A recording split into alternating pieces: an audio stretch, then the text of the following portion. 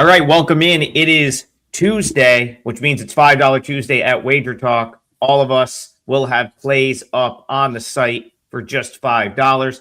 This is your MLB betting show where we're going to take a deep dive into games. As I said yesterday, the only game predetermined is the one that's on national TV, which we start the show with. Then we go off the chat. So hop in the chat. Let us know what games you want to hear about. We'll pick them at random, and we'll talk baseball for the next 45 minutes. First, we'll go around the horn. I'll go to Bryan Leonard first. Bryan, how was your Monday night? Everything was fine. I went 2-2, split out yesterday. One of my games was rained out, but 8-4 overall for the week and since Friday. So I'm happy with that. The Dodgers against Minnesota today. A couple of lefties. Wroblewski against Rojas. Rojas still continues to struggle with his control against left-handed batters. That is a concern when you're facing good hitters like you have in the Dodgers, although the Dodgers offense has not been producing a whole lot as of late. They're still a very formidable lineup. Wroblewski, maybe it's to the point now that he's just Andrew Abbott, number 2, because he continues to outperform his metrics.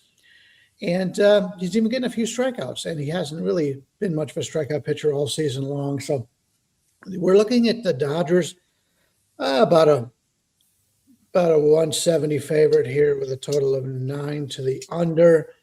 Slight lean with the Dodgers. Don't know if I want to lay that. Minnesota's been one of these teams that is outperformed their talent level, I believe, offensively on the season. So I won't get involved with this one. I see some bright spots out of Rojas, but don't know if this is the best place to back him. So I'm going to be passing on this one.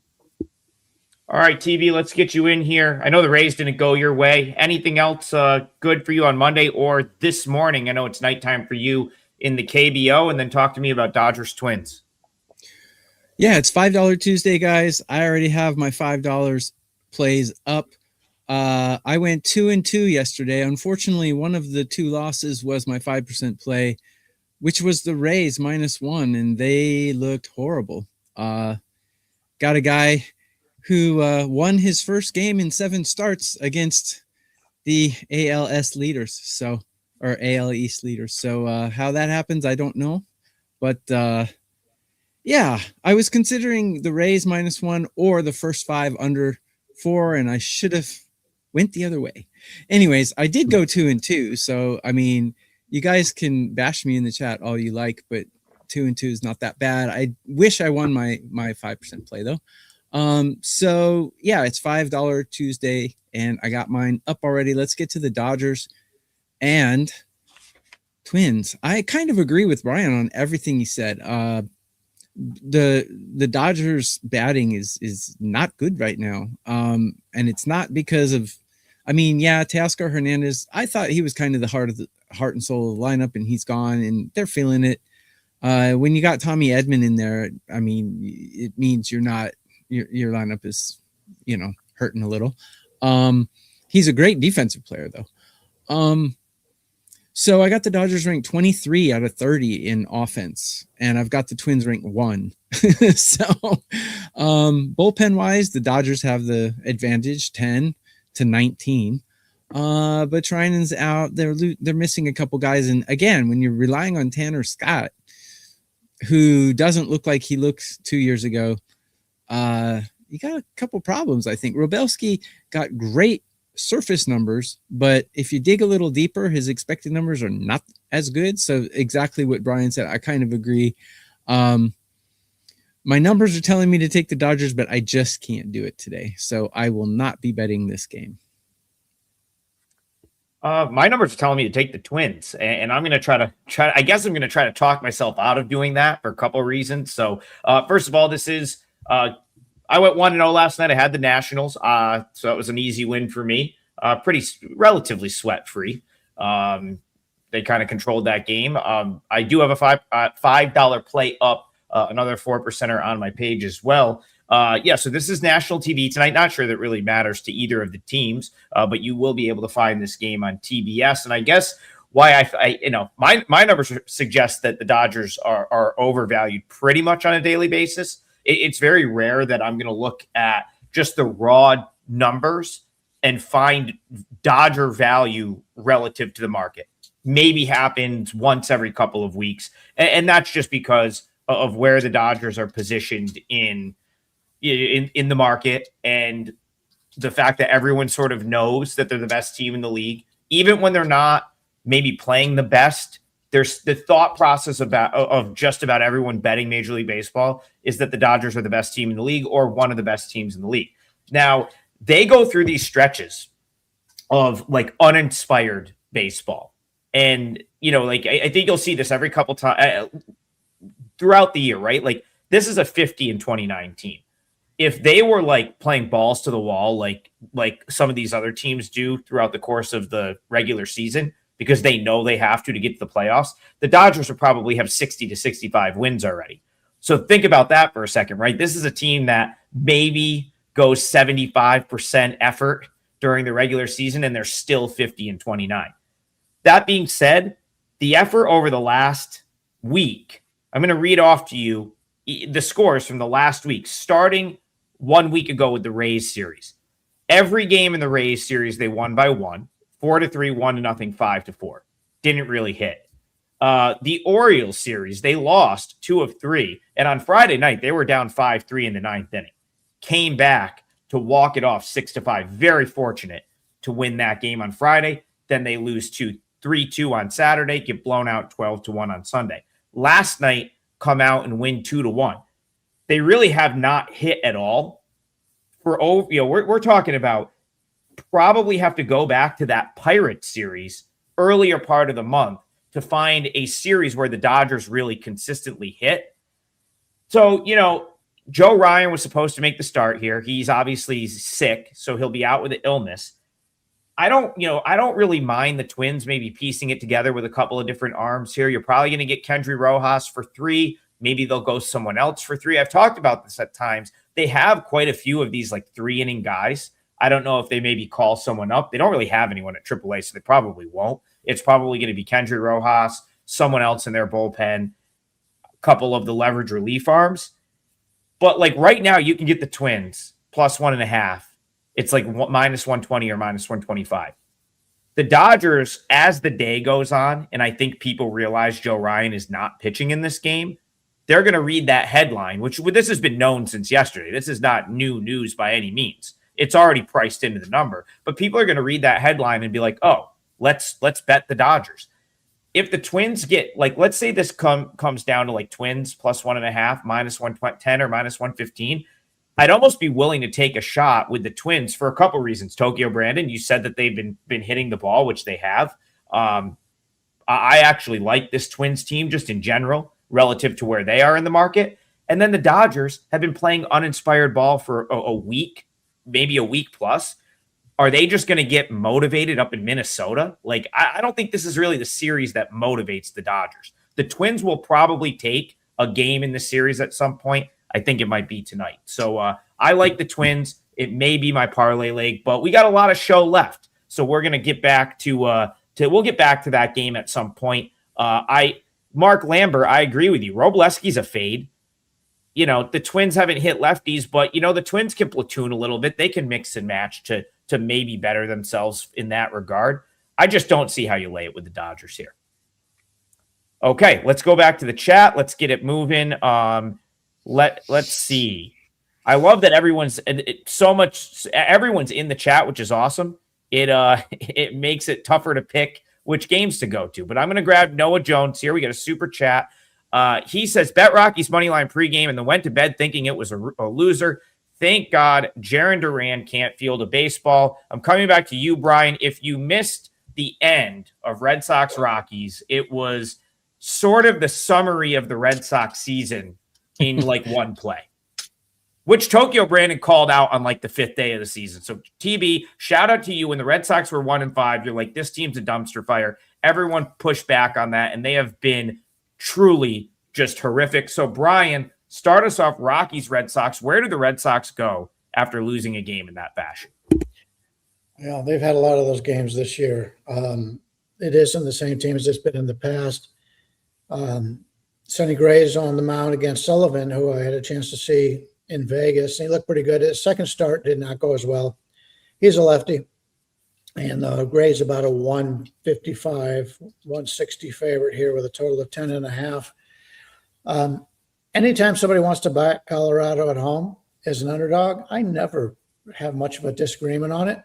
This is the one stadium that they play very well in, and especially for a team from the American League who doesn't play in Colorado very often, I think it's a disadvantage for those because they hear the rumors that you're going to go to Colorado, and that's where you really pump up your batting average. You hit a few home runs, you get your offense in gear. This Boston offense has underperformed all season long. You take a look at what they have done as of late.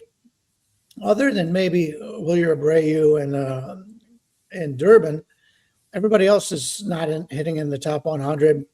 Durbin's a guy who's not going to give you much power. Abreu looked great early on in the season. He's struggled a little bit. So really, this Boston offense has been a concern. From a pitching standpoint, Sonny Gray on the season is ranked as the 53rd best pitcher, 51st in the last 14 days. He's very consistent.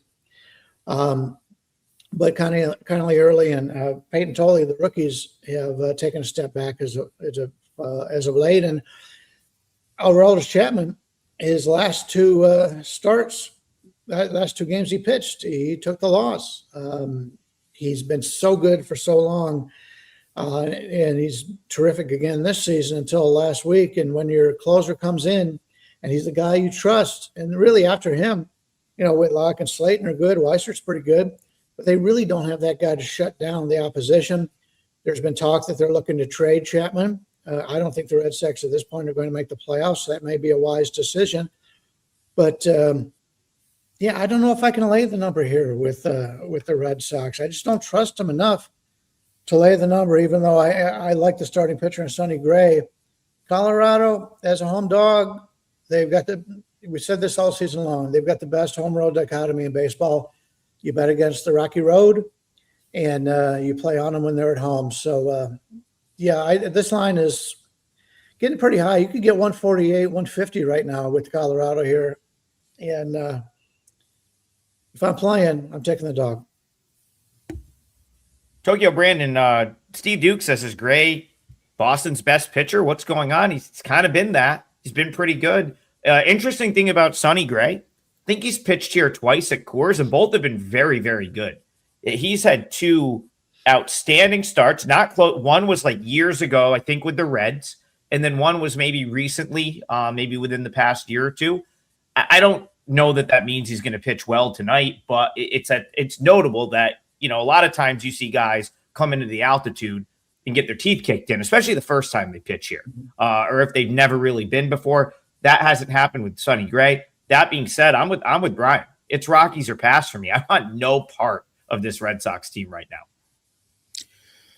Yeah, it's $5 Tuesday, everyone. So everything on WagerTalk.com is $5 or free, except 5% plays. But most cappers don't put out a 5% play today because they know everyone's jumping on the bargain bin for $5 and free. So go grab one of our $5 plays today. I have mine out already.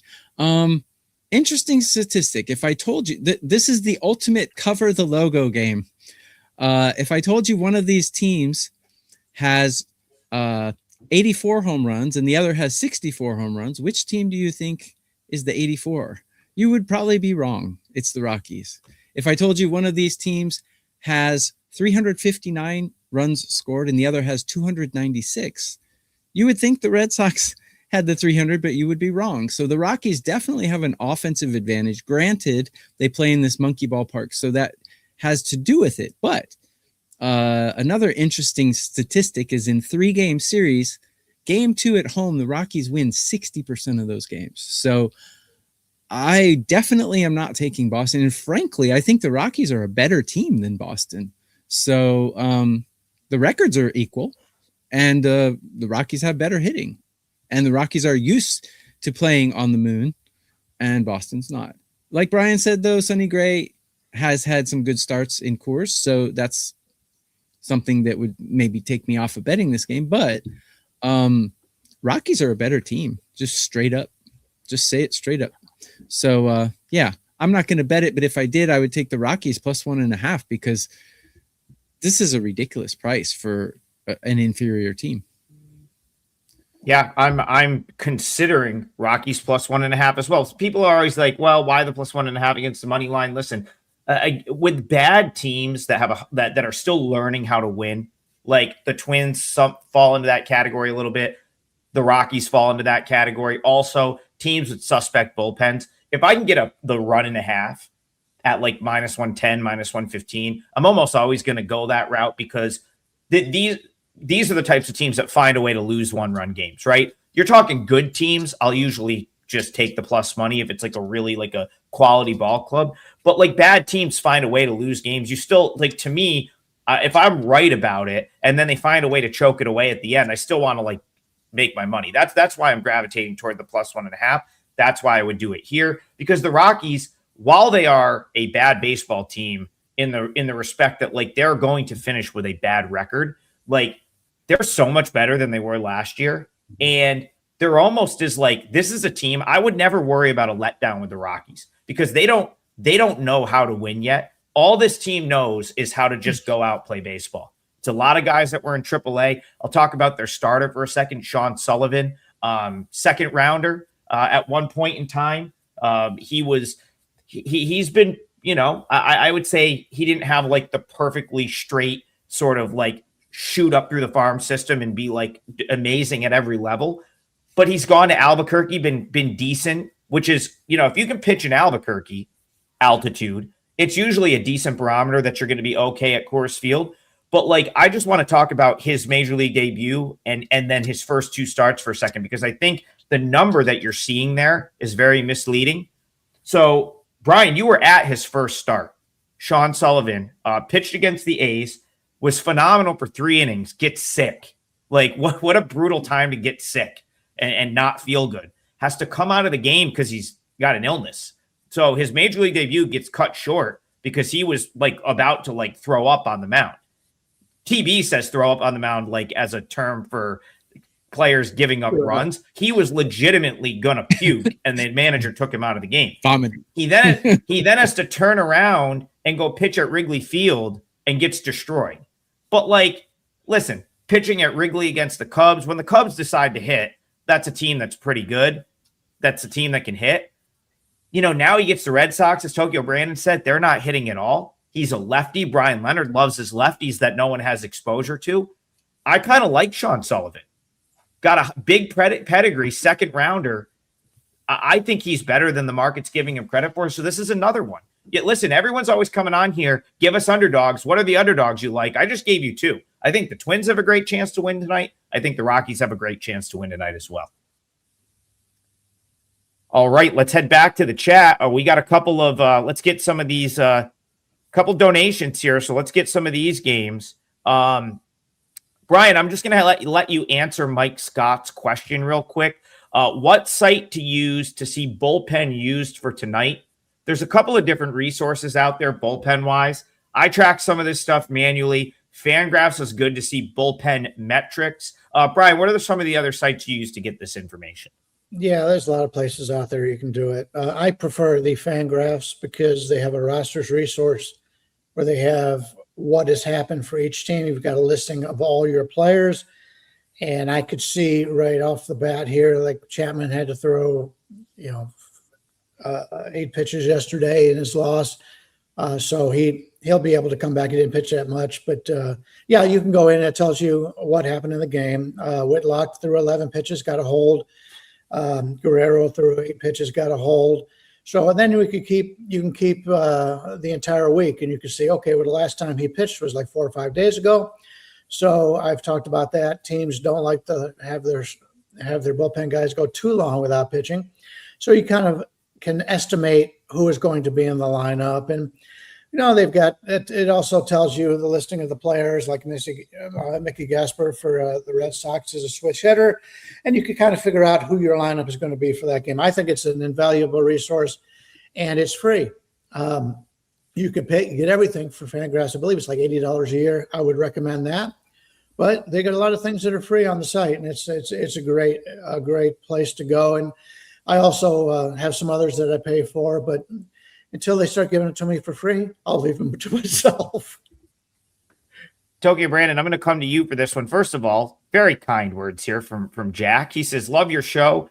Guys, every time I watch it, it makes my day. Have a great day and keep up the hard work. Appreciate you, Jack. We appreciate you and everyone tuning in on a daily basis, because if you guys didn't tune into the show, there would be no show. They wouldn't let us do one. So it is because we have such a loyal viewership that we're able to do this show 6 days a week. Jack also says he's going to the Twins game tonight. Love to hear that. Love to see you guys getting out to ball games. He says, can they win? Well, if you want to hear that game, head on over to the WagerTalk YouTube channel. While you're over there, give us the like, subscribe to the show, maybe drop us a comment, and you can watch the replay. We talked about Twins Dodgers at the top of the show, and I do think they can win. Now we're going to hit so Jack also says he loves the Diamondbacks, and this is where I'm going to come to Tokyo Brandon, because Alex Rand also wants that game. He says thoughts on Cardinals Diamondbacks today. Kick us off with this one, Tokyo Brandon. Cardinals D-backs to you. So Rodriguez and Leahy. So yeah, my first impression is over because both of these bullpens are atrocious. In current form, I have both bullpens 22 or worse. And I have the Cardinals hitting 6, while I have the Diamondbacks hitting right at 15, right on the Mendoza line of 30. So neither starting pitcher is over 15 in my curved 30 ranking. So I would say up, and away for this one. My only caveat would be, let's see if they exploded. So teams, when they explode the day before, they usually calm down the day after. It's just the ebb and flow of baseball. But no, this was only 5 runs yesterday. So I expect an explosion today.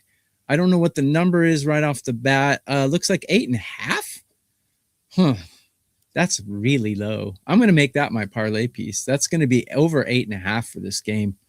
That's way too low. These pitchers suck. These bullpens suck. These lineups are pretty good. So that's how I would go. And it's going to be my parlay piece. Yeah. Beautiful. Brian, give us the market sort of price on that so we can lock it in for the parlay, and also Cardinals D-backs to you.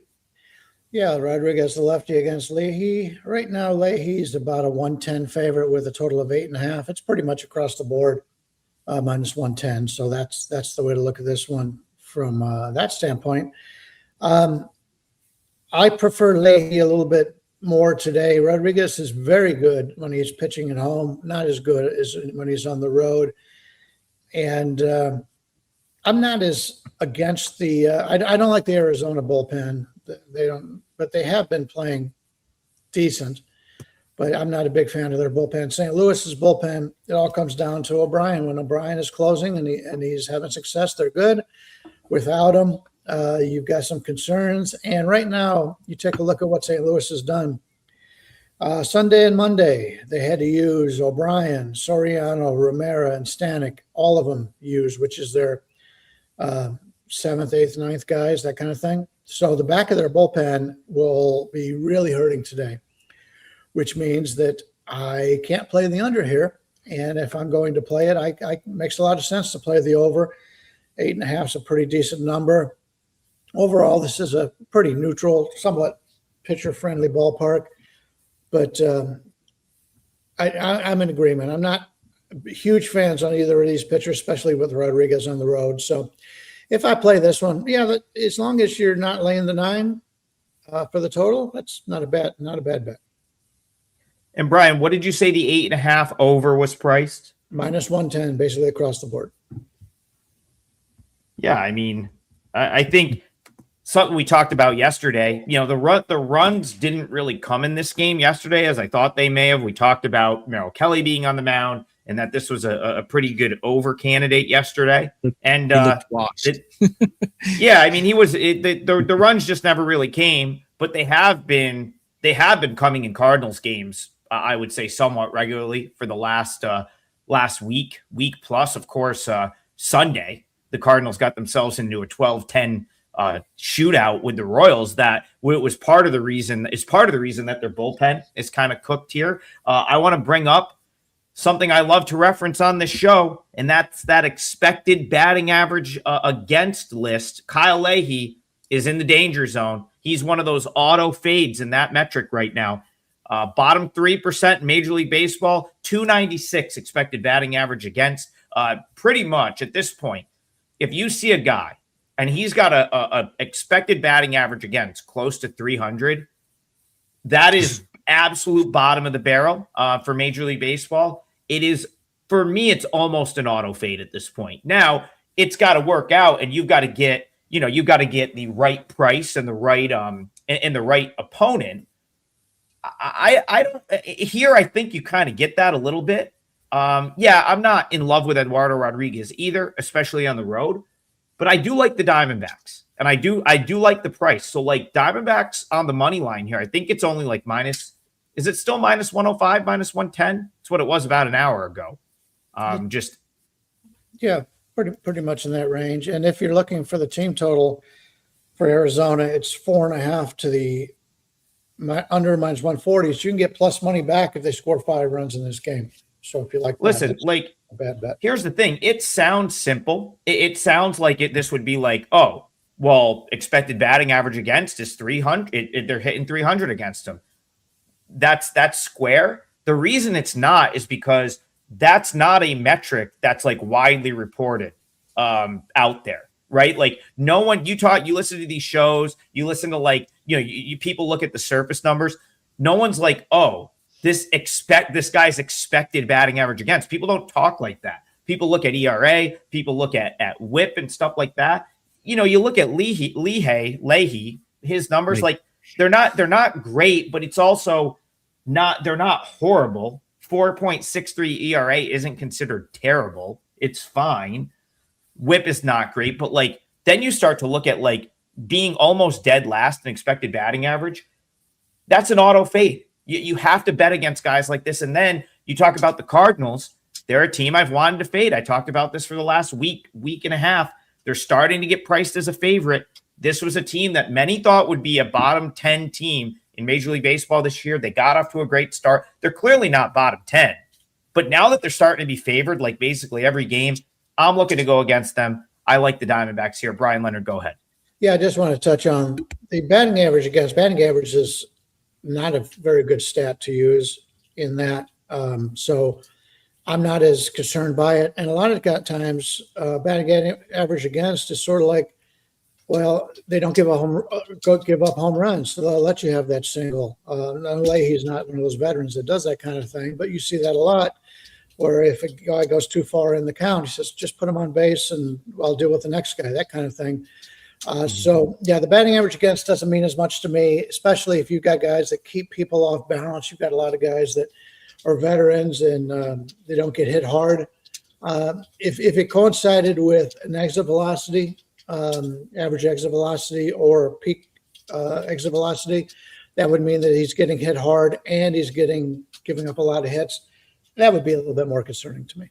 I'm glad you brought that up, Brian, because Kyle Leahy is dead last in Major League Baseball in average exit velocity this year. Dead last in hard hit, dead last in exit velocity. So now you've got your expected batting average. He is literally bottom 1% in the league in those two categories. Bottom 5% in expected ERAs. Expected ERA is 6.07. I agree. You need more than one thing. Also, barrel percentage, which I forget the actual definition of barrel percentage. It's like, I think it's something like balls hit maybe over in the bottom 45 or something. Bottom 8%.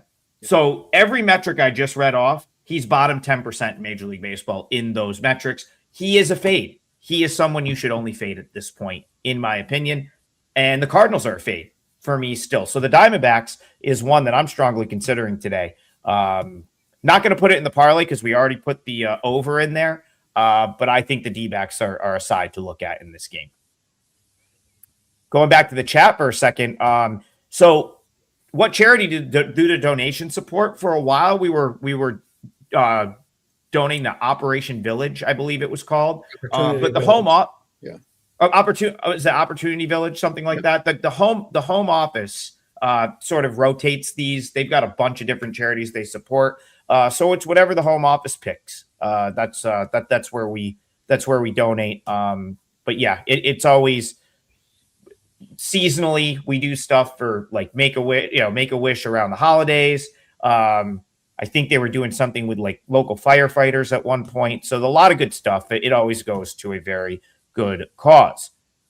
All right, let's go back to the chat. Let's see. We've got there's some people in the chat that like your over in the first 5. I can't disagree with that.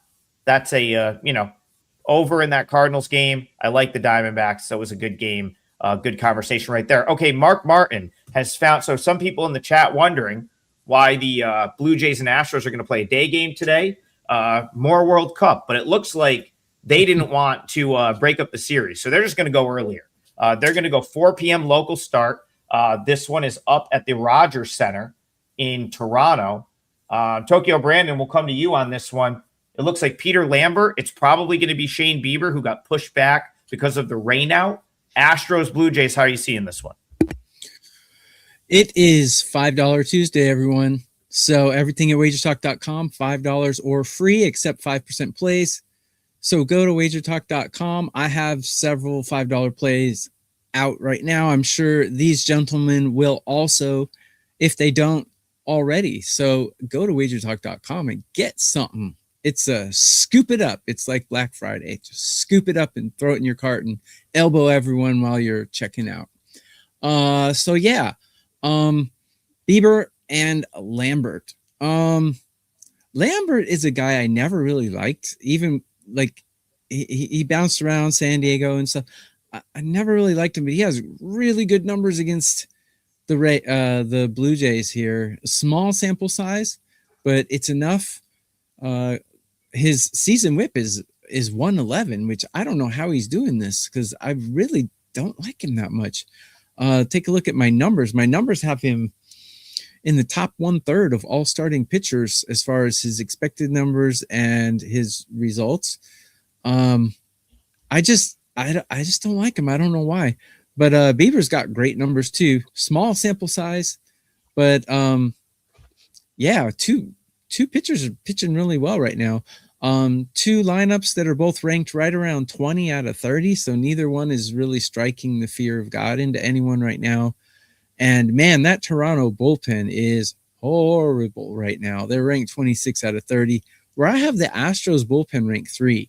That Astros bullpen is really dealing right now. I think with Lambert, the way he's doing with his past numbers against these Blue Jays and the fact that Houston's bullpen is just absolutely dealing right now, I would go with the Astros in this one. I haven't done it yet, but if I were to, that's the way I would go.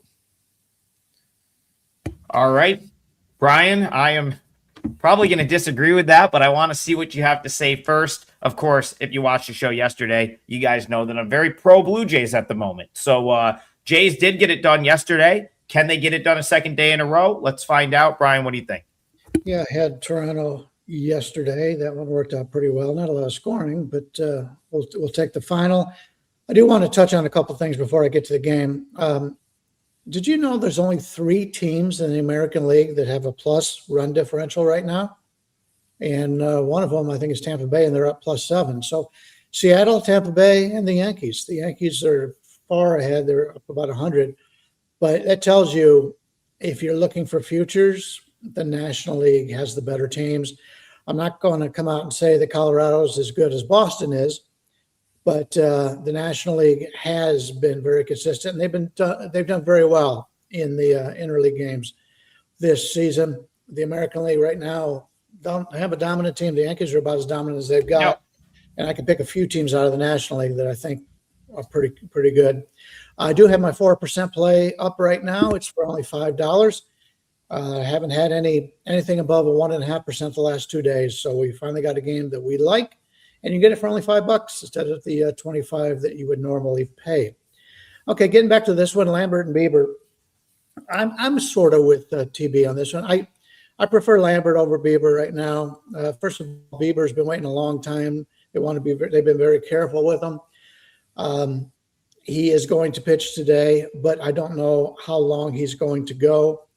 Houston's a team, the top of the order. I like their top of the order, bottom of the order. kind of week, but they can give up some home runs here. And being that I was just in Toronto a few weeks ago, and I know how close the soccer stadium is to the baseball stadium and everything else in town, yeah, the traffic is only really one way to get in and out. So if you're going to anything in Toronto today, it's probably going to be a nightmare.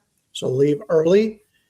But I agree that Toronto is a team that I think we can make money on as they get some of these guys back. But I don't know if I want to play Shane Bieber in his first game back.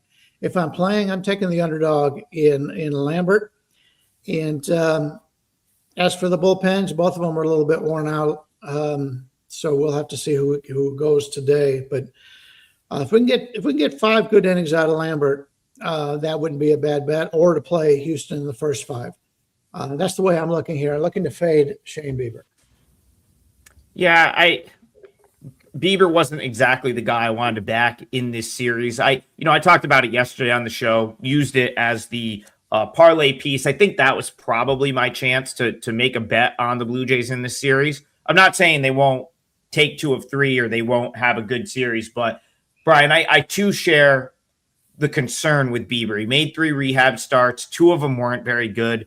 1 of them was okay. That being said, like, he's such a veteran guy that, like, he probably knows his body so well at this point, and is like he those are the type of guys that usually you see in AAA, and they are just so not concerned with giving up runs, or like they're really just trying to find arm slot, get the feel for their pitches. So I don't really like it's hard to, really get, I guess, determine anything from his rehab starts. So again, I guess I'll just go back to the fact, kind of what I said yesterday. I'm looking to play on the Blue Jays right now. I think that this is the time to buy them. Just to talk to your point about the futures, I kind of disagree with like looking for National League teams. What I would rather do is take a team in the American League, because it's a far weaker league. And then it's like, okay, let's say Blue Jays to win the American League 9-1, or like even like the World Series market. Once you get to a 7-game series, it's like all bets are off. Like, it doesn't matter who came from the stronger league, who's the better team.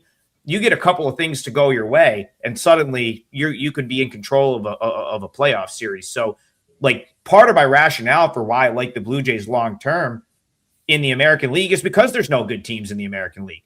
I think the Rays are atrocious, and that's the other team that's got a plus run differential. So it's like you're really talking about Mariners, Yankees.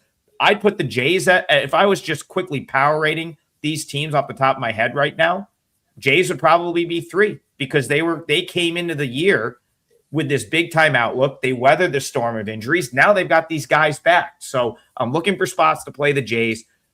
I don't want the Astros here. So that's the other thing. I'll go a little, contrary. I'll take the other side in to you two, because I still think the Blue Jays are a better team. They're at home. They've got the juice of the World Cup in their city. I think some of those people might go to this game, or just some of the fans that are in Toronto that maybe aren't going to the soccer game. So probably get a lively atmosphere at 4:00. I love the way the Jays are playing right now. I could only take them here. And if you missed the show yesterday, go find that 9-1 on the Jays to win the American League. Also, DraftKings has plus 450 on them to make the LCS.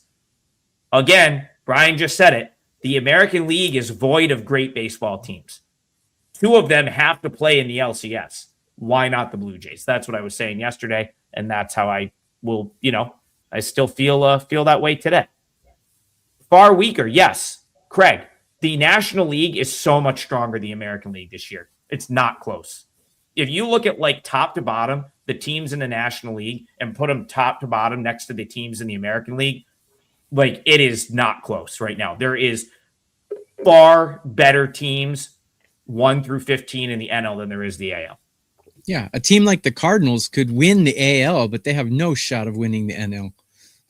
That's the funny thing, Well, that's just like, I mean, in the National League right now, a lot of these divisions are like, there are 3 really good teams deep. Some have 4. You get to the American League, I mean, outside of like your division leader, look at the West, for example. And, you have the Mariners, who have actually underperformed. Angels, A's, Rangers, Astros, like, then you're talking about the Central, Royals, Twins, like the best team in the Central's the White Sox, Guardians, like the AL's are not, these are not good baseball teams, in my opinion. Sean asinine comment.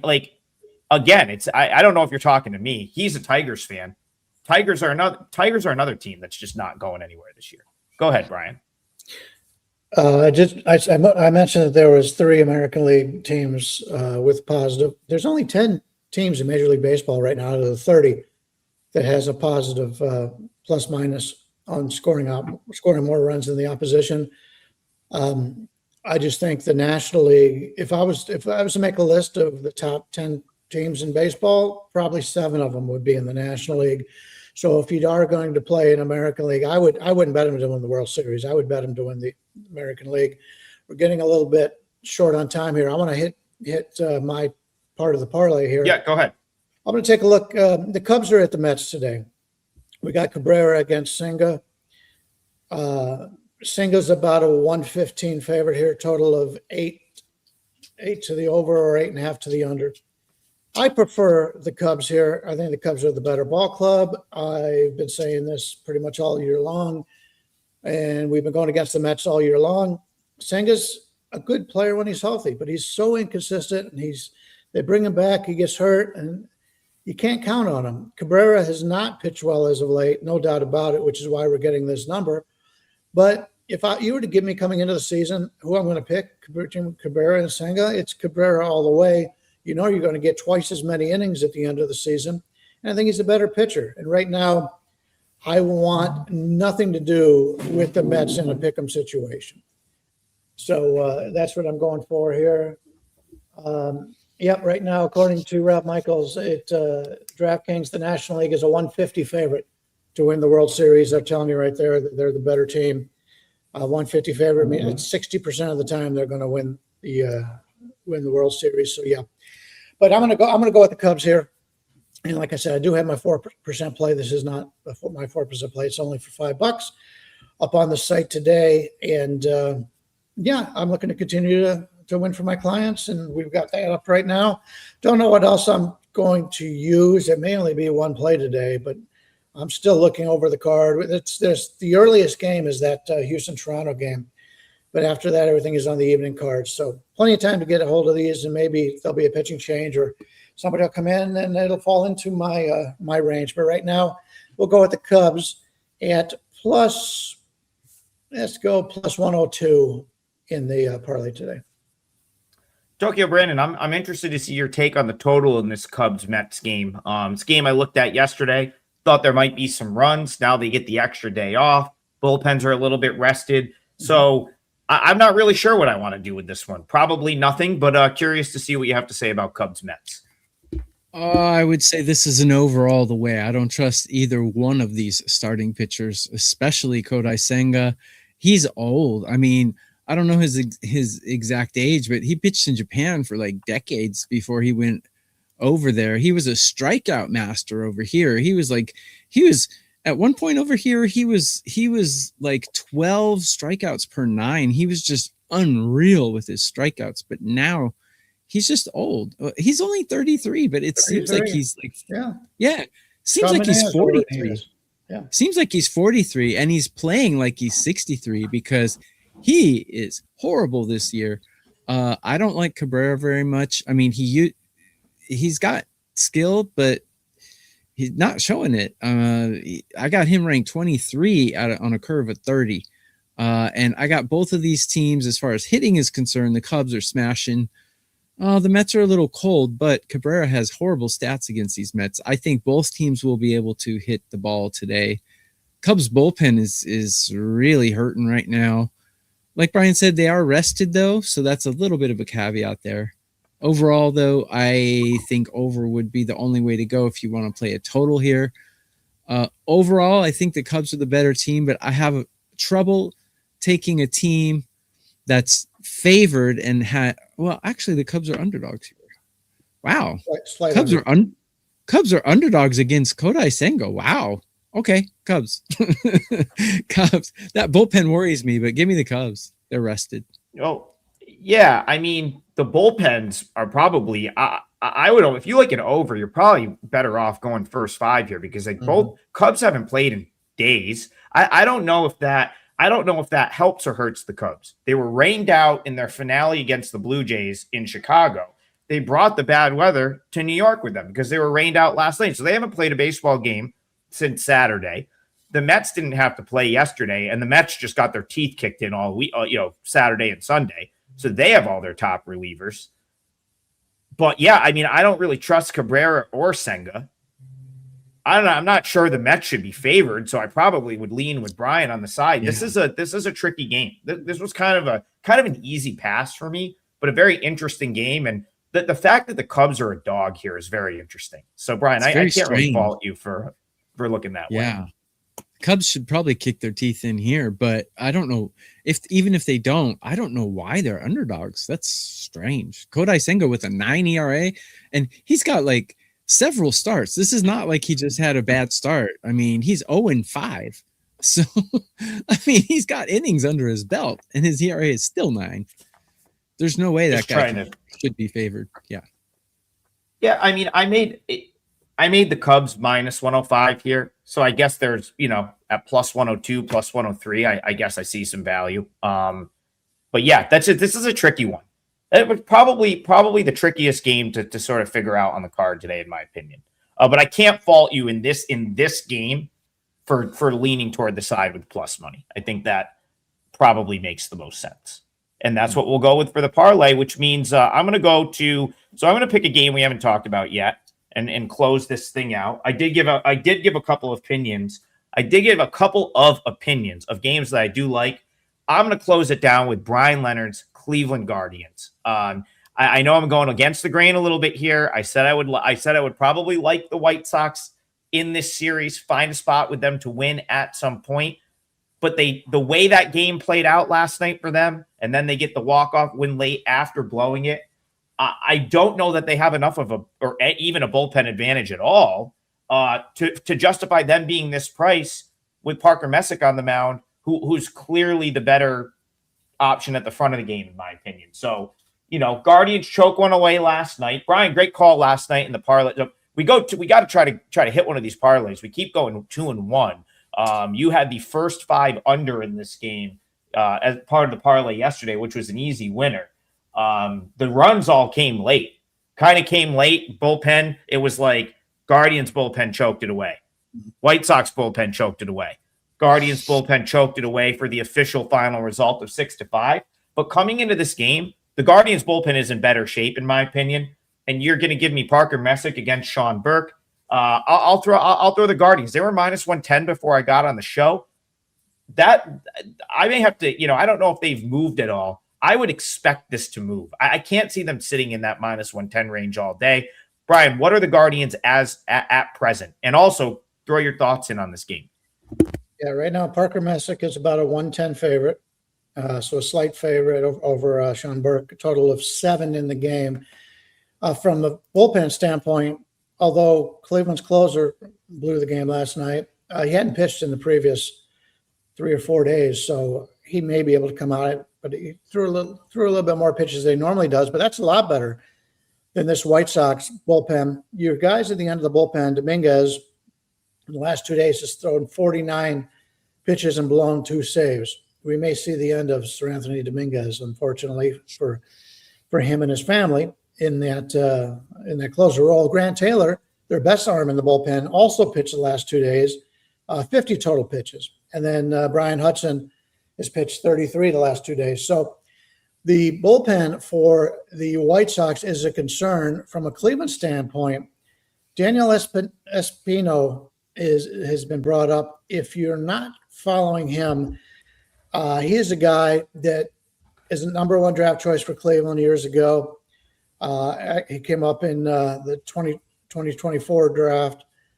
The 19 draft. And he has been terrific. He was a first-round draft choice, pick number 24. Blew people away in the minor leagues. He had like a 4-1 strikeout to walk ratio, just dominating, but he's had to deal with injuries. And they called him up, I believe, last Wednesday. He's pitched twice. 32 total pitches. The guy has the ability to blow out the opposition. He just adds to it another bullpen arm to that great bullpen that Cleveland has. So Cleveland has a huge advantage in the bullpen in that game. I like both these starting pitchers. I rate them pretty evenly. But the second half of this game, Cleveland's the way to go. From my own personal self, I'm hoping the White Sox take a 1-0 lead after 5, and I can come in and bet Cleveland at a nice price of plus money coming back. That's the way I'm going to look at it. TB, anything White Sox Guardians for you? Just very quickly, two good starting pitchers. I like Burke, but my numbers don't really like him. He has good numbers against the Guardians, but small sample size, I believe, if my memory serves me correctly.